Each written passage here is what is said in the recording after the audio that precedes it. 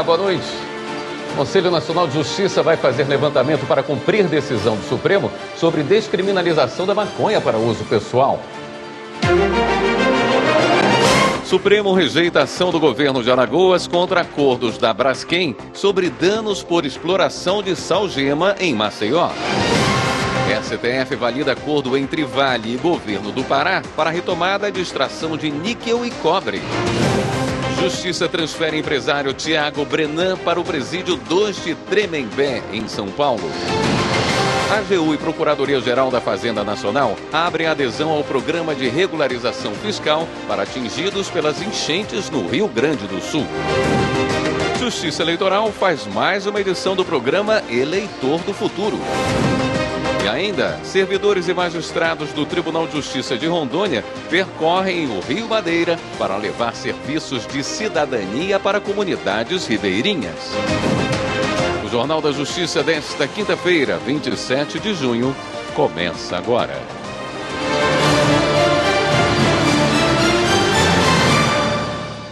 O presidente do Supremo Tribunal Federal, ministro Luiz Roberto Barroso, disse que o debate sobre a descriminalização do porte de maconha para consumo, aprovada pelo STF, não foi uma escolha da Corte.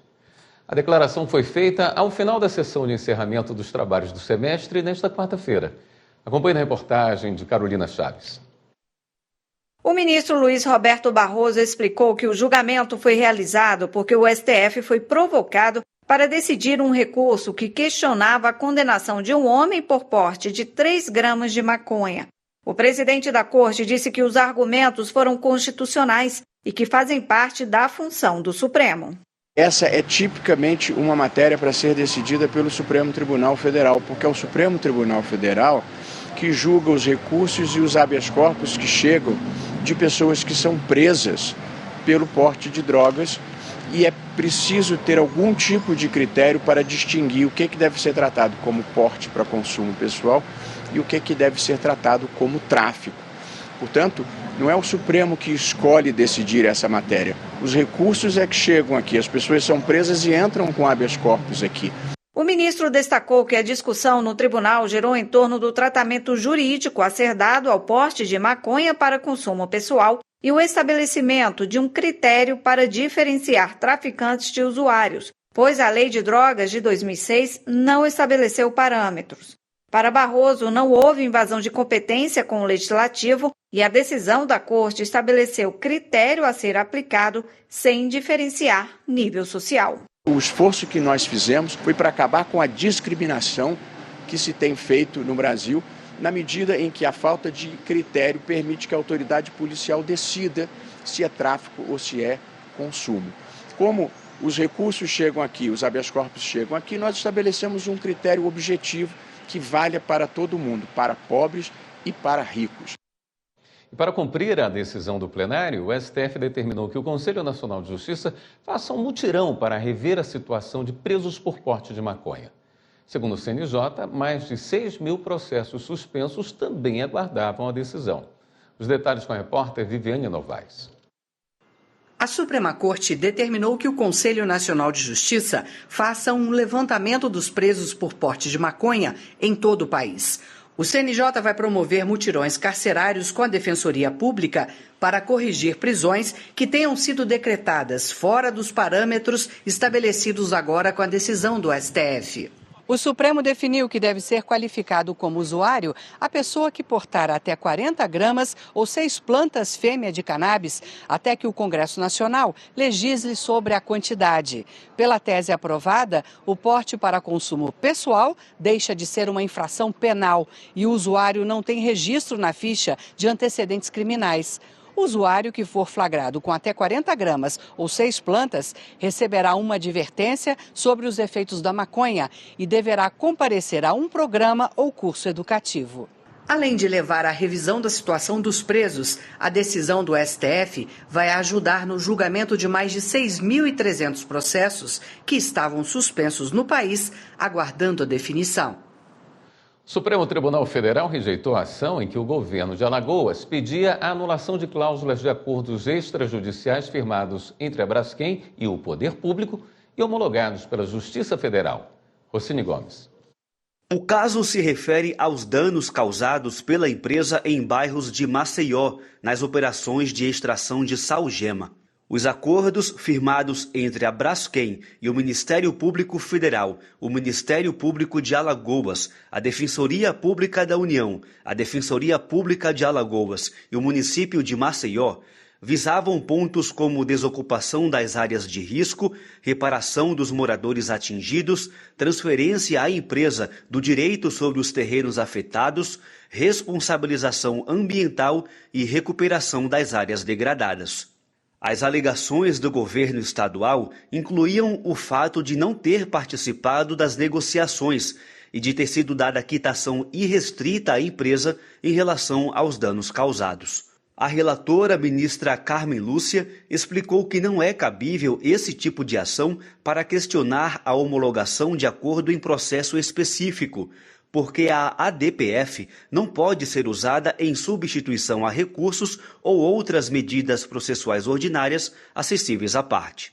Ainda segundo a ministra, em relação à quitação dada à Braskem, a Defensoria Pública da União informou que a cláusula se limita aos pagamentos realizados com fundamento nos acordos em questão e nos instrumentos correlatos. E o presidente do Supremo homologou acordo firmado entre o Estado do Pará, a Vale, a mineração Onça Puma e a Salobo Metais para possibilitar a retomada da extração de níquel e cobre na região. As atividades haviam sido suspensas por decisão do Tribunal de Justiça Estadual, que atendeu um recurso em que o governo paraense alega o suposto descumprimento de condicionantes ambientais. Repórter Efne Araújo. Os termos de ajustamento de conduta foram firmados no âmbito de 2 suspensões de tutelas provisórias apresentadas no Supremo.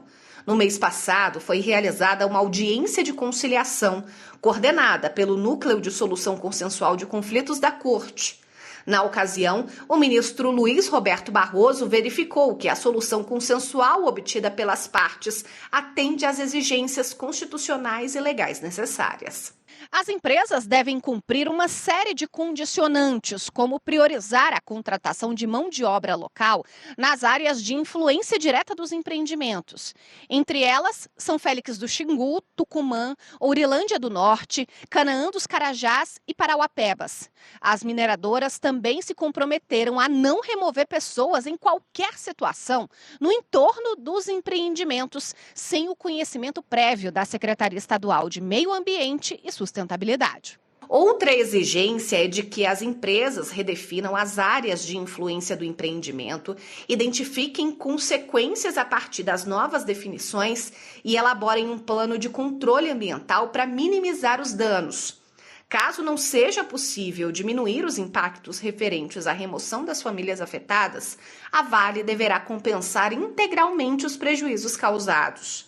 Em contrapartida, o Estado do Pará se compromete, entre outros pontos, a liberar as licenças de operação das atividades no prazo de 48 horas.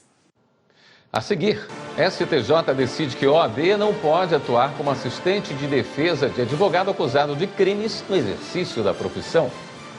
E ainda, a AGU e Procuradoria-Geral da Fazenda Nacional abrem adesão ao Programa de Regularização Fiscal para pessoas e empresas atingidas pelas enchentes no Rio Grande do Sul.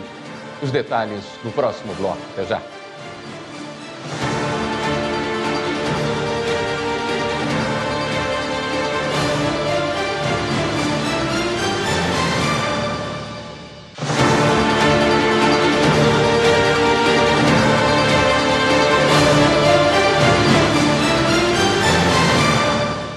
A Advocacia-Geral da União e a Procuradoria-Geral da Fazenda Nacional abriram adesão ao Programa de Regularização Fiscal para pessoas e empresas atingidas pelas enchentes no Rio Grande do Sul. São mais de 650 mil devedores. O repórter Wesley McAllister tem os detalhes.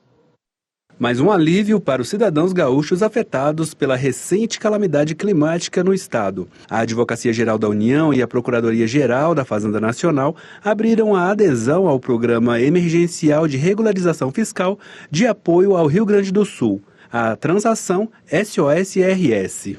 O programa oferece condições especiais para a regularização de dívidas tributárias, incluindo abatimento de até 100% nos juros, multas e encargos legais, descontos de até 70% no valor da dívida e parcelamento em até 145 meses, conforme a capacidade de pagamento do contribuinte. Podem aderir ao programa pessoas físicas e jurídicas com domicílio fiscal no Estado, incluindo instituições de ensino, microempresas, pequenas empresas, santas casas de misericórdia, cooperativas e outras organizações da sociedade civil. As adesões podem ser feitas pela internet de 26 de junho até 31 de julho de 2024.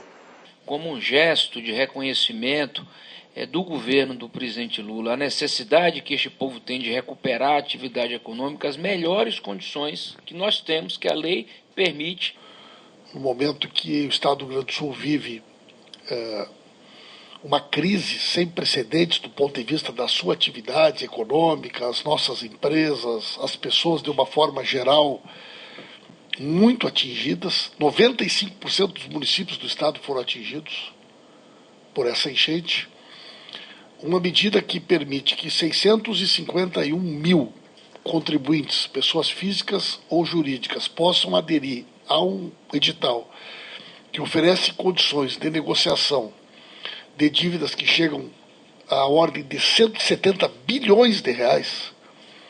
Evidentemente que isso tem um enorme impacto para a atividade econômica, para a saúde financeira das pessoas. Para aderir ao programa, acesse regularize.pgfn.gov.br. A medida busca incentivar a regularização dos mais de 650 mil devedores que estão com débitos com a União e com o FGTS no Estado. A OAB não pode atuar como assistente de defesa de advogado acusado de crimes no exercício da profissão. Essa é a decisão da 5ª Turma do Superior Tribunal de Justiça. Quem explica é a repórter Jéssica Castro. Por maioria de votos, os ministros do colegiado negaram provimento a um recurso em mandado de segurança, com o qual a Ordem dos Advogados do Brasil, por meio da seccional de Rondônia, buscava anular acórdão do Tribunal de Justiça do Estado, que indeferiu a participação da entidade como assistente de defesa na ação penal, que apura se um advogado praticou os delitos de coação e extorsão durante um processo. Ao STJ, a OAB de Rondônia alegou que tem legitimidade para intervir, buscando garantir o respeito aos direitos e às prerrogativas da profissão. Por isso, solicitou a admissão da entidade no processo com a possibilidade de se manifestar ao fim da instrução criminal.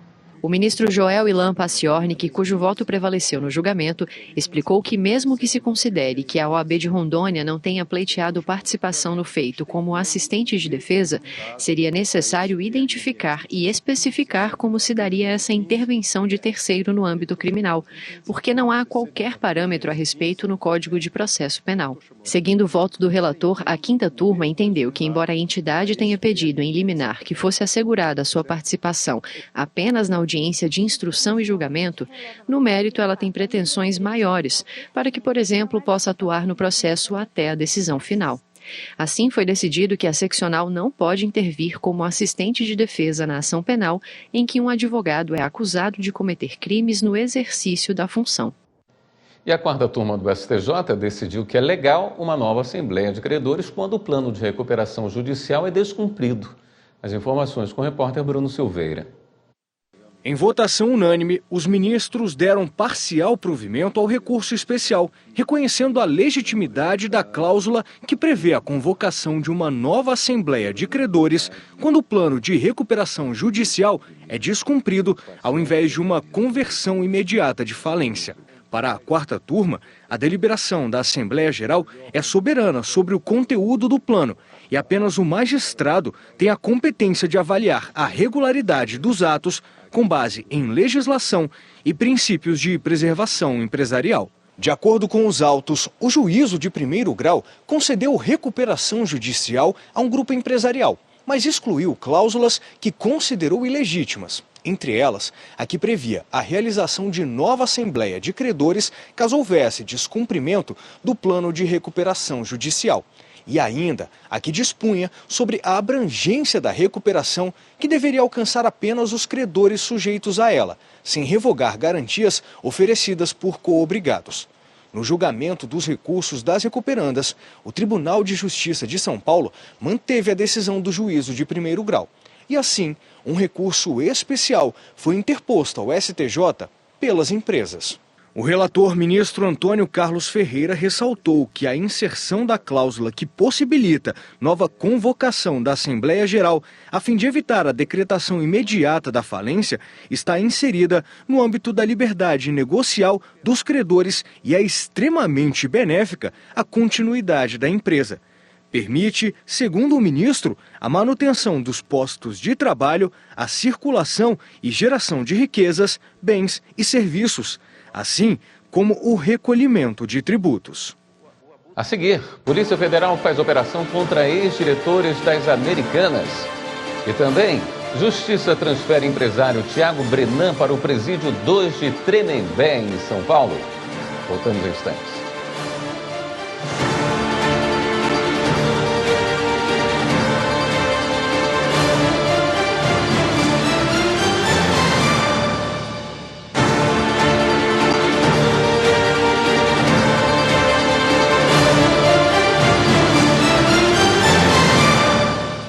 Com autorização da Justiça Federal do Rio de Janeiro, a Polícia Federal realizou hoje de manhã uma operação contra ex-diretores das Americanas, acusados de fazer parte de um grupo responsável pela maior fraude da história do mercado financeiro do Brasil, estimado em cerca de 25 bilhões de reais.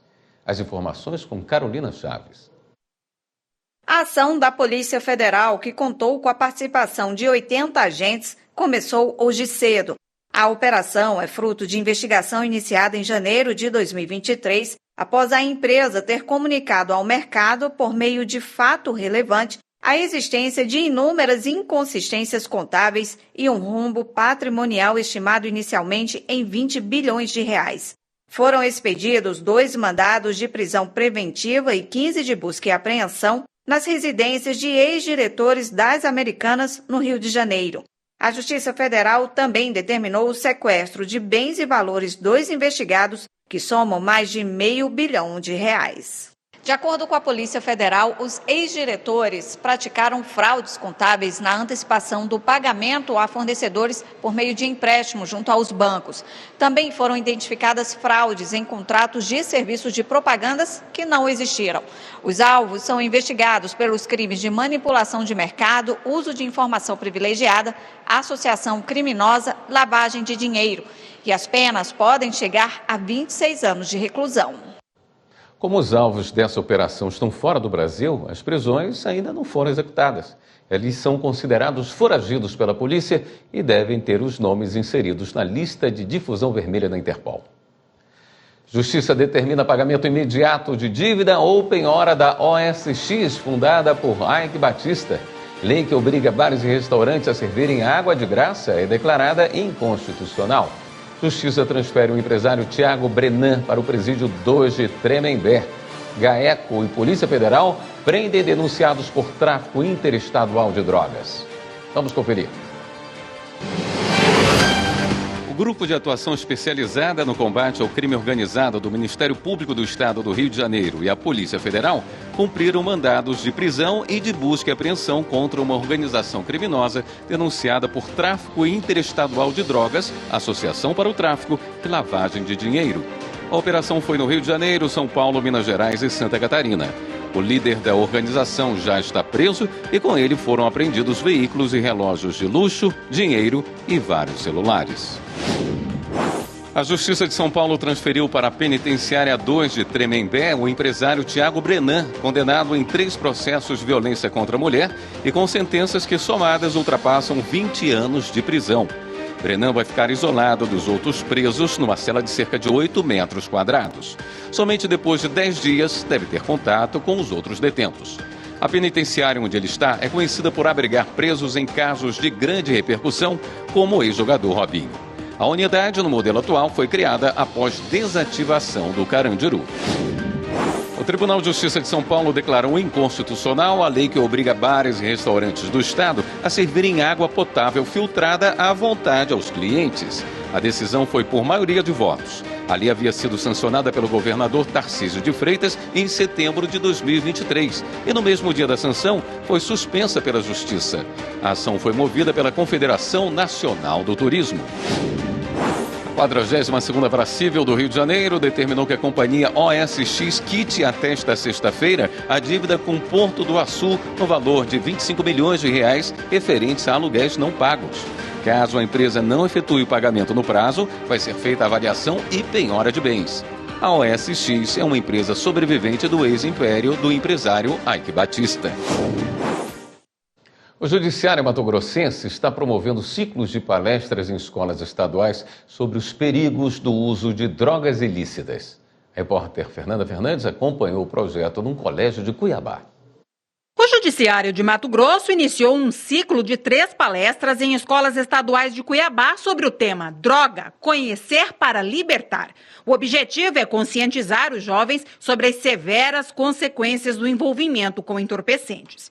E a primeira visita foi na escola Antônio Epaminondas, localizada no bairro Lixeira. Tendo um juiz com a gente hoje, nesse momento, faz uma diferença muito grande. E tanto é que eles vieram procurar, eles se sentiram abertos a perguntar, até a aguçar aquela parte do desejo do que eu quero para a minha vida, né? Achei interessante ele abordar esse tema, porque tem sido uma preocupação muito grande na nossa geração, essa questão de drogas. Ele trouxe bastante clareza ali do que pode também acontecer com a gente, caso a gente se envolva nesse mundo. A palestra meio que abre a mente da gente por escolher as decisões certas sobre do que a gente pode fazer, não fazer, aceitar ou recusar e sobre escolher o caminho para o nosso futuro daqui para frente. A iniciativa de cunho educativo é da Escola Superior da Magistratura de Mato Grosso e da Comissão Especial sobre Drogas Ilícitas do TJ e está sendo realizada justamente na Semana Nacional de Políticas sobre Drogas. A gente se vê na obrigação, como um dever cívico nosso que atua na área, em nome do Tribunal de Justiça, de trazer essas informações, que é o caso de um eventual vício, uma dependência, desenvolver de uma esquizofrenia, a redução das possibilidades de renda no futuro, isso fica comprometido. Instituições de justiça pedem indenização de R$3,5 bilhões pelos danos causados às mulheres vítimas no caso Rio Doce, em Minas Gerais. Márcio Fontinelli. Em Belo Horizonte, as instituições de justiça que atuam no caso Samarco, entre elas o Ministério Público Federal, entraram com ação contra as empresas responsabilizadas pela queda da barragem de Fundão, em novembro de 2015, em Minas Gerais, pelos danos causados às mulheres afetadas pelo desastre. Um dos pedidos é o pagamento de indenização mínima de R$ 135 mil para cada mulher por violação sistemática aos direitos humanos e R$ 36 mil pelos danos morais. Além disso, foi requerido o pagamento de R$ 3,6 bilhões por danos morais coletivos. O alojamento temporário no Foro do Partenon, em Porto Alegre, encerrou as atividades nesta semana.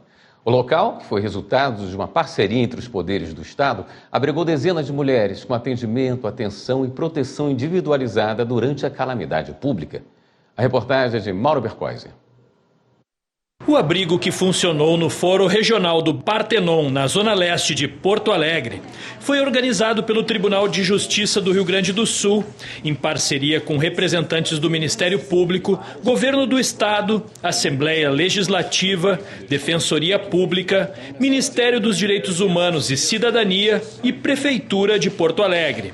Para o presidente do TJRS, desembargador Alberto Delgado Neto, através de uma simples reunião dos representantes do governo, foi possível atender as mulheres em situação de vulnerabilidade com rapidez durante o início da calamidade das enchentes.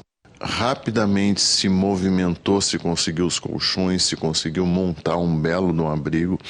As pessoas foram para lá, passaram esse mês, foram perdendo a situação de vulnerabilidade, voltando para suas casas. Hoje temos apenas 5 ou 6 ainda lá, e temos que fazer o registro desse termo, porque é apenas para mostrar e para marcar que a relação interinstitucional e a união de lideranças pode fazer muito, deixando de lado a burocracia. Segundo a desembargadora Luz Marie Fátima Turelli da Silva, ficou evidente a importância de agir com a cooperação de todos para a proteção das cidadãs que estavam vulneráveis nos abrigos mistos.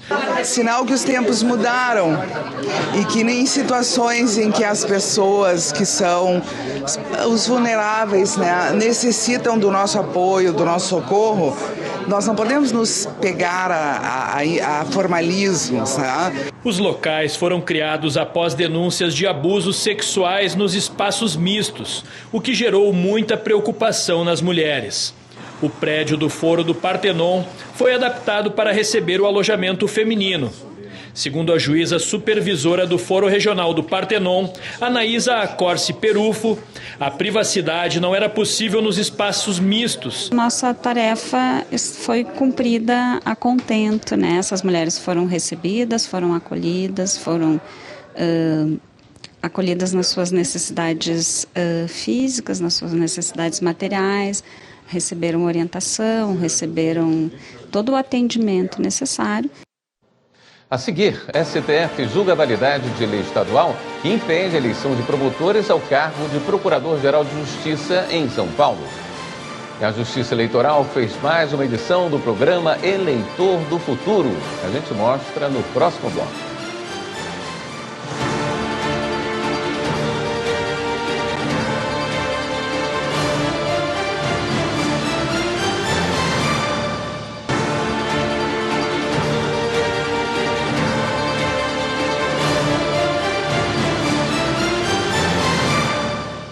O Supremo Tribunal Federal julga a constitucionalidade de dispositivos de uma lei estadual que impede a eleição de promotores ao cargo de Procurador-Geral de Justiça em São Paulo. O julgamento é em sessão virtual. Marta Ferreira tem mais informações. A Lei Orgânica do Ministério Público do Estado de São Paulo, de 1993, trata da organização e das atribuições do MP estadual. O Partido Democrático Trabalhista e a Associação Nacional dos Membros do Ministério Público, CONAMP, entraram com ações no Supremo Tribunal Federal, questionando o dispositivo desta lei que restringe a participação de promotores de justiça na eleição para a formação da lista tríplice, a ser encaminhada ao governador do estado para a escolha do procurador-geral. Alegam violação aos princípios constitucionais da simetria, da isonomia e da não discriminação. Também argumentam ofensa à previsão constitucional que permite a todos os integrantes da carreira concorrerem à formação da lista tríplice para a escolha dos chefes dos MPs estaduais e do Distrito Federal. As duas ações foram levadas a julgamento em sessão no plenário virtual. O relator é o ministro Dias Toffoli, que votou no sentido de negar os pedidos feitos nos processos. No voto, ele destacou que não cabe suscitar a aplicação do princípio da simetria ao caso, no que se refere ao modelo federal eleição do Procurador-Geral da República, considerando que o Constituinte previu, de forma expressa, regra aplicável à eleição dos Procuradores-Gerais de Justiça no âmbito dos estados e do Distrito Federal. Quanto ao ponto, ao passo que a Constituição conferiu aos estados a competência para organizarem seus ministérios públicos, atuou o legislador paulista com observância ao texto constitucional, estipulando requisito não conflitante com a norma geral no legítimo exercício da autonomia política do ente federativo. Toffoli também afirmou que não procede o argumento de que a norma veicularia ofensa ao princípio da igualdade. Assim, julgou os pedidos improcedentes. O voto do relator já foi seguido pelos ministros Gilmar Mendes, Flávio Dino, Cristiano Zanin e Alexandre de Moraes. O ministro Edson Fachin abriu divergência. O prazo para os demais ministros apresentarem o voto termina amanhã. A Justiça Eleitoral fez mais uma edição do programa Eleitor do Futuro em Brasília. Quem acompanhou e conta pra gente é o repórter Fábio Ruas. É como se fosse uma eleição de verdade. Tem o presidente da mesa, tem o mesário e também 2 suplentes. além das eleitoras e dos eleitores, é claro.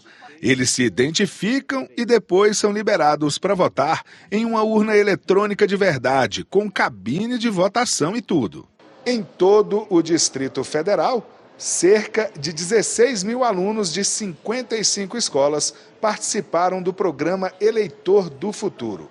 Aqui no Centro de Ensino Fundamental 4 de Brasília, 158 estudantes de até 15 anos tiveram a oportunidade de conhecer como funciona a urna eletrônica que vai ser usada nas eleições municipais deste ano. Olha, o modo de votar é bem fácil, mas eu não vou mentir, eu fiquei bastante nervosa com medo de errar. Mas é fácil, né? É só corrigir, foi legal. Eu cheguei lá e pensei, cara, o que eu faço? Aí me deram instruções muito fácil, muito simples e bem legal. No DF, o Eleitor do Futuro é uma iniciativa da Escola Judiciária do TRE em parceria com a Secretaria de Educação.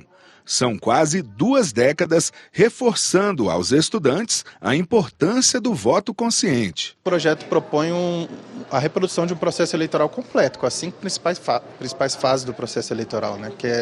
São as convenções partidárias, registro de candidatura, propaganda eleitoral, as eleições que estão acontecendo hoje e uma cerimônia de diplomação que acontece no TRE-DF. Os alunos de 10 a 15 anos votam em partidos temáticos, educação, esportes e cultura, e teve até debate eleitoral. Eles tiveram a oportunidade de confrontar as propostas entre eles, de frente para o público, né, os demais colegas. E foi um momento muito agitado até, né? Porque o pessoal realmente se envolveu, acompanhava, aplaudia as propostas, o que mostra que eles se motivaram bastante, né, em defender, como também criar ali um público de eleitores que defendem também as propostas como eles. O Tribunal de Justiça de Mato Grosso promoveu o projeto Pauta Concentrada, audiências com empresas aéreas. O principal objetivo foi possibilitar o maior número de acordos, atingindo assim mais pessoas que precisavam de soluções para os conflitos nessa área. Veja os detalhes na reportagem de Laura Meireles. Viajar nem sempre é sinônimo de tranquilidade. Muitas vezes, o que era para ser descanso se transforma em dor de cabeça por problemas ocasionados pelas companhias aéreas. Foi assim com o Mário. Ele teve o voo cancelado em abril ao voltar de uma viagem de férias em família e procurou a justiça para ser reparado por todo o transtorno sofrido. A gente tinha era chegar em Cuiabá no mesmo dia. E acabou que a gente teve que ir para 2 aeroportos, 2 cidades diferentes. Sendo eu, minha esposa e minha filha, né? Minha mãe e meu padrasto já idoso. Então, assim, foi algo bem chato, né? Porque a gente não quer que isso aconteça com ninguém.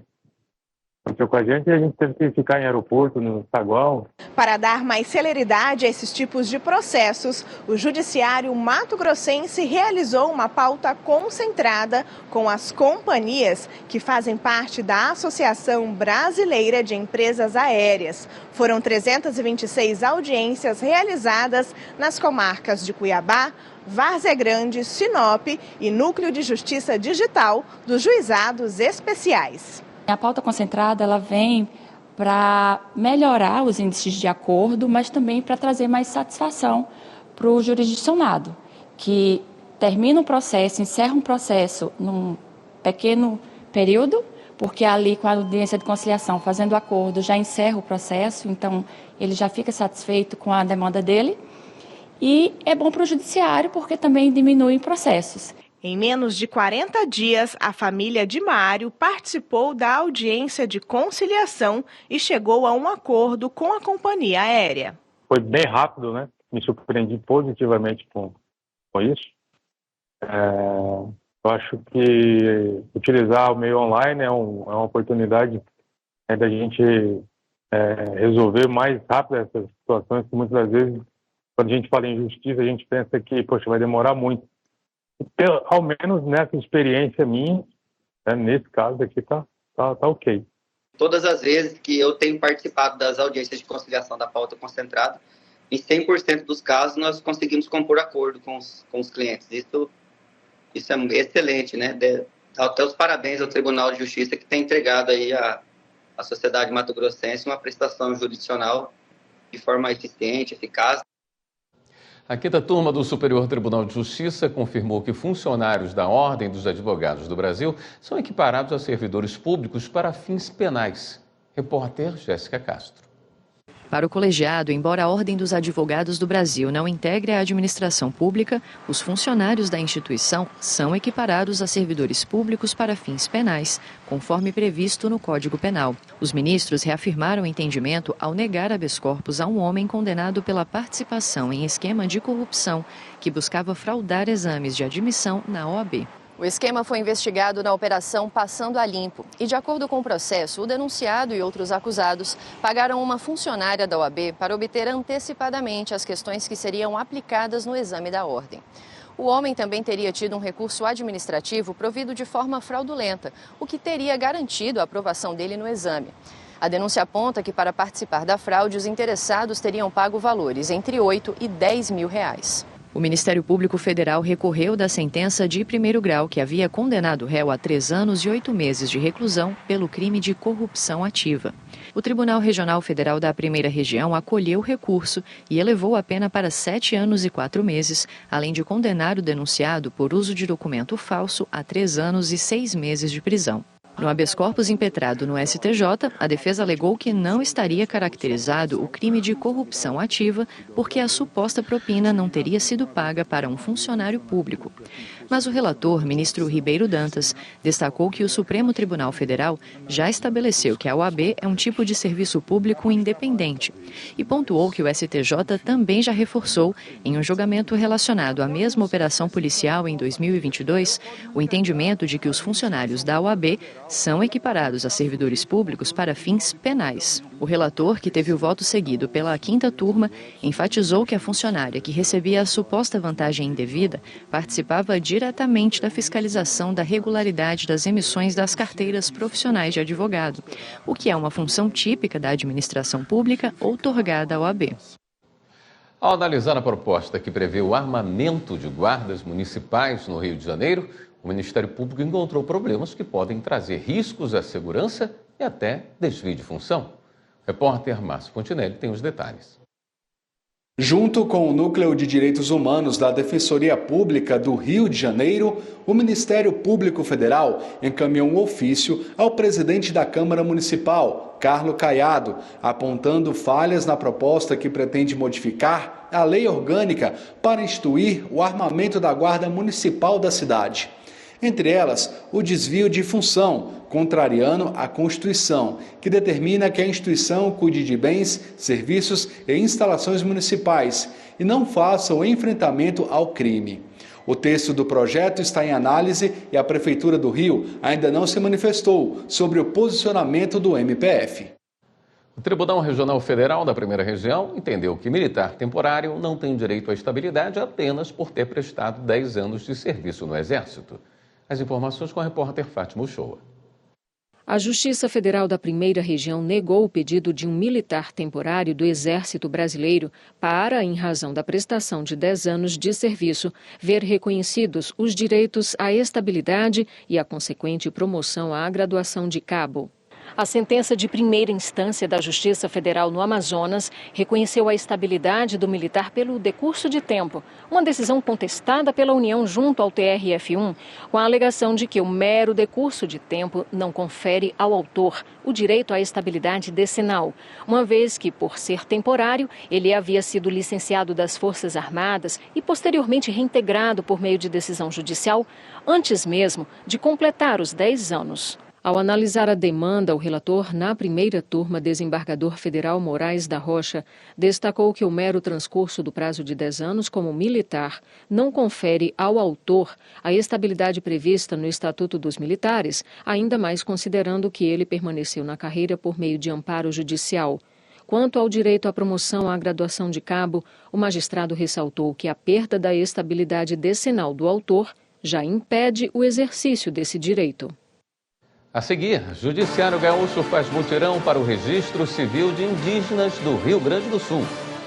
E ainda, servidores e magistrados do Tribunal de Justiça de Rondônia percorrem o Rio Madeira para levar serviços de cidadania para comunidades ribeirinhas. Até já!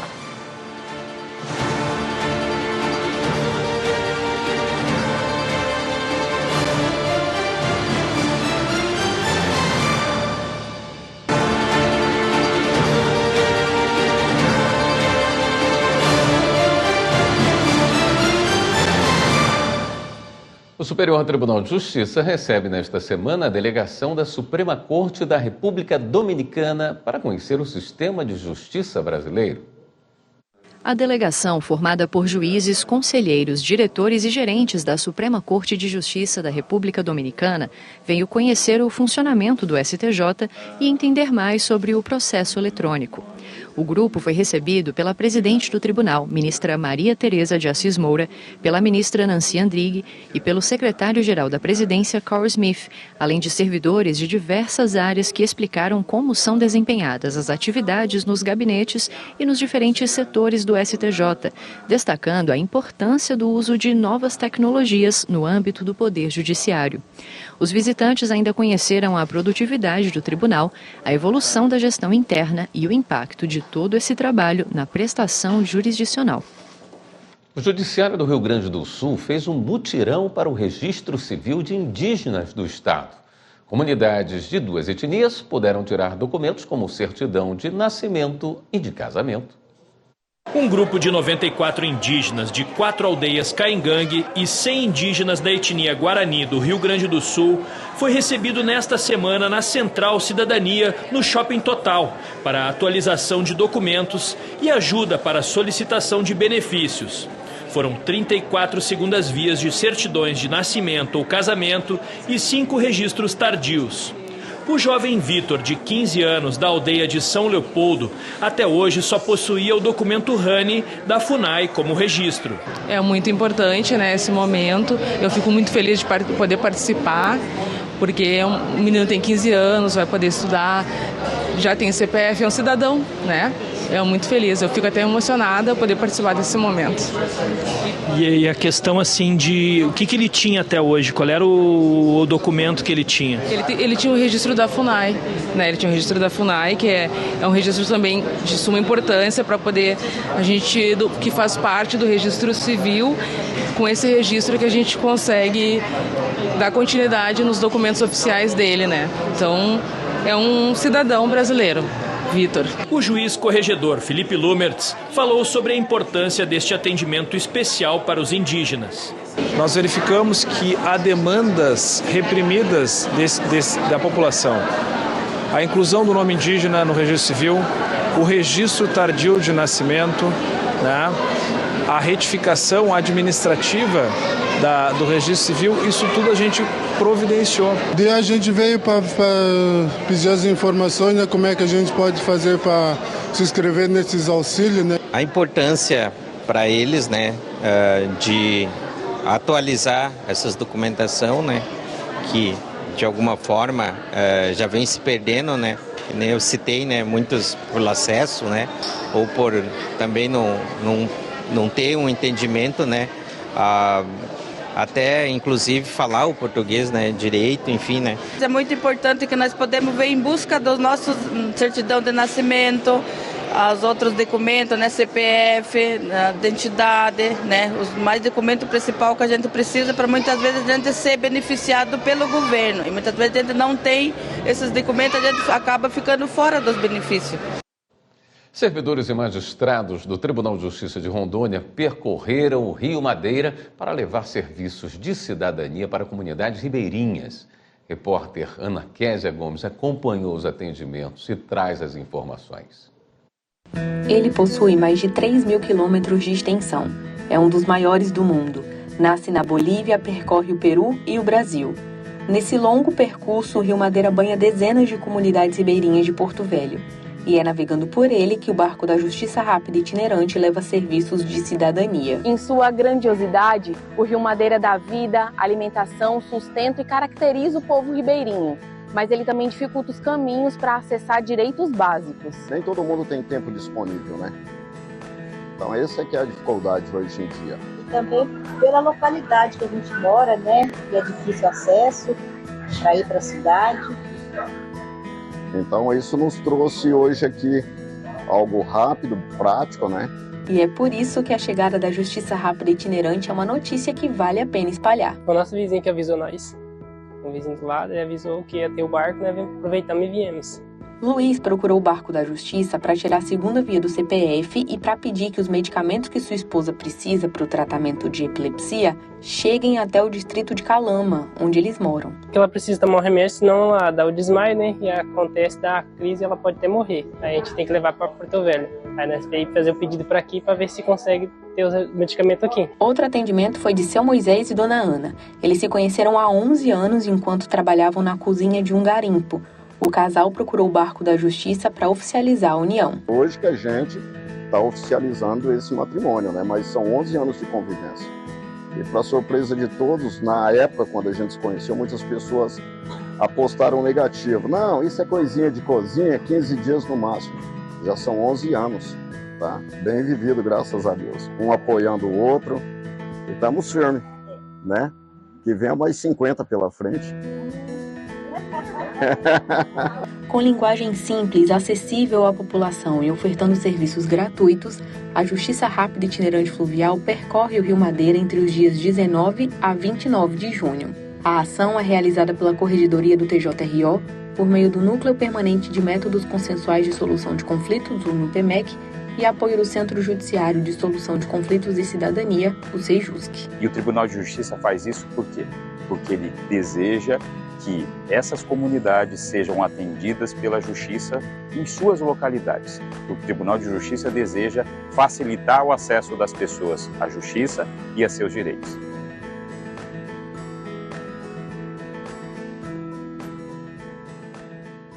E agora a gente mostra um projeto inovador da Justiça da Paraíba para incentivar a ressocialização de reeducandos do sistema prisional. Vamos ver? Reeducandos do projeto de Sapé, na Paraíba, estão aprendendo uma nova profissão com o cultivo de hortaliças hidropônicas. O plantio vertical do projeto Horta para a Liberdade ocupa apenas 30 metros quadrados, mas é capaz de produzir até 800 plantas por mês. O espaço tem iluminação especial para acelerar o desenvolvimento das mudas durante a noite. A produção é usada para reforçar a alimentação na unidade prisional e, em breve, poderá beneficiar também a comunidade local. A execução penal traz muitos desafios, né? Veja que permitir o trabalho do preso dentro de um estabelecimento prisional muitas vezes exige a questão de espaços grandes, como no caso de uma colônia agrícola, a colônia industrial. Já com o cultivo hidropônico, não. Esses espaços podem ser demasiadamente reduzidos, porque a produção é toda ela verticalizada, sem utilização propriamente de terra. Então, veja, a gente traz, a princípio, um favorecimento à ressocialização do preso. Em contrapartida, também, a gente permite que a sociedade tenha um ganho, que é o produto desta produção, né? Que é o resultado deste trabalho, que são as hortaliças. Nossa ideia é que, a princípio, favoreça a questão da própria unidade prisional, mas um tempo, escolas, creches e outras unidades possam ser favorecidas também com a produção pela hidroponia.